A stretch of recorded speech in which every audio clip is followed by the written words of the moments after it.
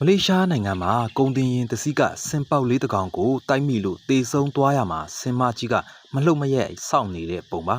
မိဘမြစ်တာကိုအပြည့်အဝဖော်ကျူးနေတဲ့စင်မကြီးရဲ့မြင်ကွင်းကြောင့်မလေးရှားနိုင်ငံကလူတွေရင်ထဲထိပြီးငိုကြွေးရလောက်တဲ့ဖြစ်ရပါပဲမလေးရှားမြောက်ပိုင်းက JRTB အဝေးပြေးလမ်းမကြီးပေါ်မှာကုန်ကားတစ်စီးက2025ခုနှစ်မေလ17ရက်နေ့မနက်3နာရီခွဲခန့်မှာစင်လေးကိုတိုက်မိခဲ့တာပါစင်ပေါက်လေးဟာကုန်ကားအောက်ရောက်သွားပြီးတေဆုံးသွားချိန်မှာစင်မကြီးကကားဘေးကနေမခွာဘဲမလှုပ်မရက်ရက်ဆောင်နေခဲ့တာပါကားအောက်ကစင်ပေါက်လေးပြန်ထလာလေမလားဆိုပြီးမနက်ကနေနေ့လယ်အထိမျောလင့်နေတဲ့ပုံရိပ်ကလူတွေရဲ့ရင်ကိုလှုပ်ခတ်စေခဲ့ပါတယ်။စင်တွေကျင်လဲကြက်စားရာနေမြေတွေမှာလူတွေလမ်းတွေဖောက်ပြီးတွာလာနေကြမှုကတရိတ်ဆန်တွေနေထိုင်ရာနေမြေကျင်းမြောင်းလာစေပါတယ်။ဒါကြောင့်အခုလိုပဲညဦးပိုင်းစင်တွေလမ်းမကြီးကိုကြော်ဖြတ်နေချိန်မှာစင်ပေါက်လေးဟာကားတိုက်ခံရပြီးတေဆုံးသွားခဲ့ပါတယ်။စင်မကြီးဟာသူ့စင်ပေါက်လေးတေဆုံးသွားတာကိုမသိပဲပြန်ထလာမယ်လို့မျှော်လင့်ပြီးကားဘေးကနေမခွာပဲအချိန်အကြာကြီးရက်ဆောင်နေခဲ့တာပါ